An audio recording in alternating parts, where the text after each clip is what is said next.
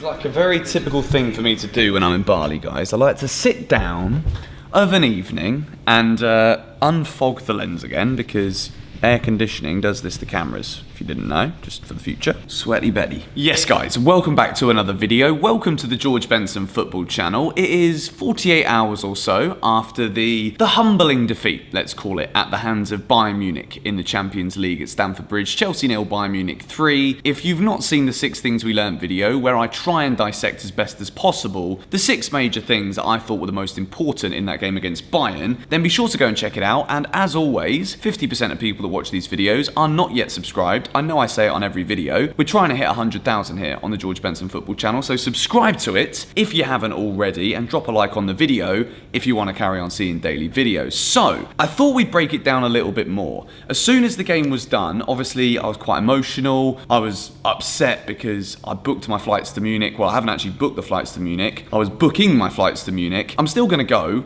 We're going there with the hope of just like trying to make it as, I guess you could say, as nice as possible for the aggregate scoreline. However, that was my initial reaction. My initial reaction was there's absolutely no way that Chelsea can resurrect anything in this tie. And then obviously with time, as with any situation in life, you get a bit of perspective, you get to look at things from different angles, you get to really analyse what we thought going in, what actually happened, and then we rationalise the things that we said afterwards, and we come back to a different standpoint. And that's exactly what I've done. There were nearly 1,400 comments on my 6 things we learned video, which was absolutely incredible.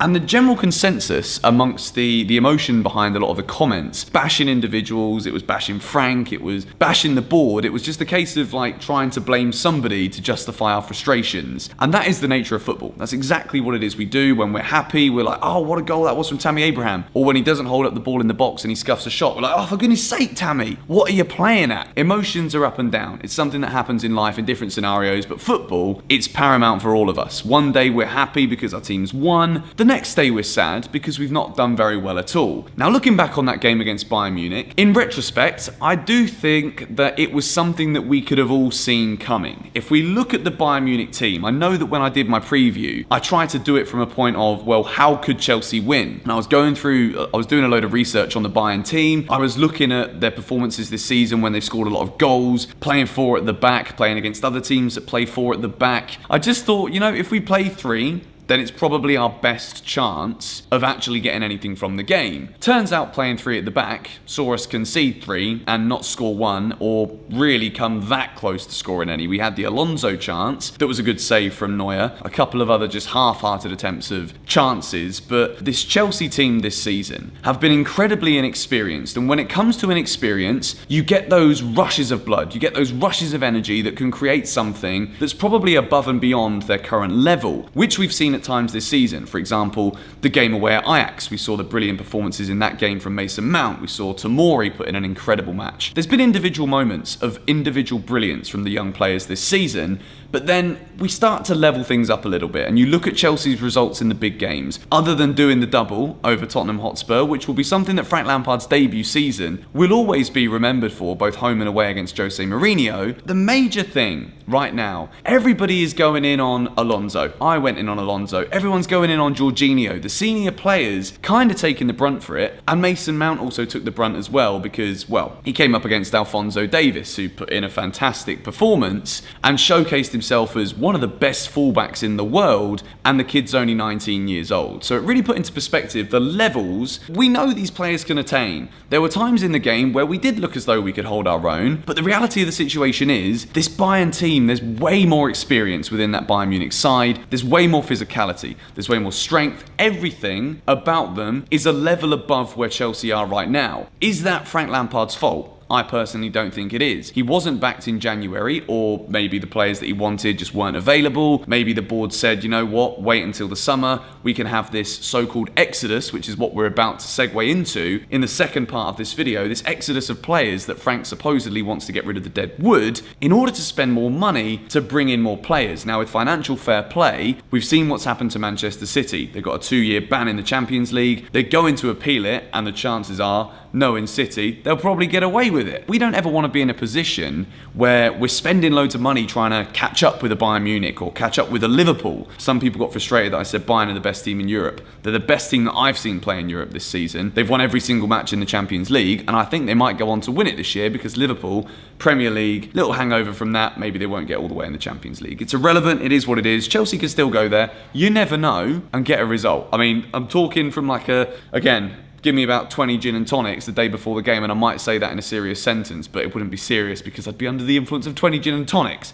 Highly unlikely, but you never know in football. It's one of those things. But the reality is, a lot of these Chelsea players that are currently in this squad will not be there come the start of next season. This season, for a lot of us, including myself, I remember when I was in Amsterdam at the beginning of the season, in pre-season, when we saw us beat Barcelona, we saw those brilliant performances from Ross Barkley, and then as soon as the Premier League started, it's like, that's the Ross Barkley we expected to see, not the one we wanted to see, because he's not doing what he did in pre-season, and it's all been a little bit of a, well, why can't we do that consistently? Why can't we be consistent? Brand new manager, brand new system. Yes, it's not an excuse. Antonio Conte came in, first season, no one expected us to win the league, but we did so. It's a little bit different now with Frank. We've not had the ability to spend money. We have not got the abundance of experienced players who are leaders in this squad. We've got some, but not in the amount that we've had in the past where we could always rely on a spine of the team. We're currently trying to build a new spine of the team, and if we talk about this exodus of players again, one of the key players that we brought in, who we thought was going to be a long-term replacement to Petr Cech, Thibaut Courtois didn't work out. We thought that Kepa was going to be that guy. Now, we've not seen him play for the last 3 Premier League games, 3 massive games: Leicester, Man United, Spurs. Bayern Munich at home in the Champions League, arguably bigger than any of the matches so far this season on their own. Willy Caballero starts in goal again. Credit to Willy in the first half, he was decent, but is he that man at the back that the defence can be sure of? Is he the man that everyone is willing to pass the ball back to when things get really tricky? Can we rely on him to bring out a top corner save in the last minute of the game, or when the score's still 0-0 or 1-0 and we could lose the game if we do concede? I don't think Willy's that man, and I think he knows he's not that man. I think Chelsea know that Willy isn't that man. So in terms of who we bring in, this is the conversation I wanted to have in today's video. People are linking us with Onana, the Ajax goalkeeper. I think one of the best goalkeeping performances I've seen at the Bridge this season, in the Champions League in particular, was Onana's performance for Ajax. The game finished 4-4. To say that a keeper had a good game when he conceded 4 goals is usually something that raises a couple of little wonky eyebrows, you know what I mean? Onana made some very good saves in that game, and Chelsea would have gone on to win it if he did, and we'd all be sat here now not talking about playing Bayern Munich, but it would have been Atalanta, and all of these would have been, should have been, could have been. Shoulda, woulda, coulda means amount of time. Lyrics from a song. If you know it, drop the like button and let me know the song in the comments down below. No one expected Chelsea to beat Bayern Munich. Nobody really thought this season that we'd be going on some mazy Champions League run to Istanbul. It was an unrealistic expectation, if any of you had it. And I think for me now, as opposed to anger, I was angry afterwards because I didn't think we gave the best account of ourselves. I thought the first half was excellent, and then moments of concentration, which again, I can't believe I'm even shocked, because it is so much inexperience that will only get better. And with investment, with Ruben to come back, even though we've not been able to spend money, one of our best players this season, in fact, without question our best winger, Christian Pulisic, not even in the squad because he's injured. Hudson-Odoi, one of the most exciting prospects currently at the club, injured. Ruben, injured. So many key players were injured. We're quite lucky that it is only 3-0. It could have been so much worse. Thomas Muller's header that came off the bar, 3 big saves from Willy Caballero in the first half. I'm not going to sit here and say that we're going to go to the Allianz and win 4-1 with any confidence whatsoever. But I think the whole point of what I'm saying here today, yes, Ross Barkley probably isn't going to be in a Chelsea shirt next season. Looks as though Willian isn't going to be in a Chelsea shirt next season. He wants a 3-year deal. Chelsea are only willing to offer him 2. Pedro, again, he put in a nice cross into the box, but we're not going to give him a new contract for that because no one got on the end of it. Pedro's probably going to go as well. Alonso and Emerson, we need a new left back. I mean, Alfonso, mate, if you fancy, just West London's really nice. It's not going to happen. He plays for Bayern Munich and they absolutely dismantle Chelsea, so he's not going anywhere. The 19-year-old from Bayern, but so many players likely to leave Chelsea in the summer. We're still hoping for a Jadon Sancho. It looks like Timo Werner's waiting for a Liverpool move. What I really wanted to do with this video for you guys today is bring like a little element of equilibrium back to what we're talking about, because a lot of the comments were really going in. You know, Frank is still a naive manager in some elements. He's still a young manager. There will be progress made. In fact, there has been progress made, in my opinion, within Chelsea Football Club this season compared to last. The circumstances that we were given, the hand that we were drawn, if we're bringing this like to a game of poker or a game of cards, it wasn't favourable. And we're up against teams who have favourable hands, who have different things in their back pockets ready to come out. Chelsea don't have that at this moment in time, and it is a case of doing what we can with the resources available to us. And I hope going into this game against Bournemouth at the weekend that we can put in a performance that rectifies that home defeat to Bayern Munich. Yes, they are superior. Yes, we were inferior. It goes hand in hand. But this game against a struggling Bournemouth side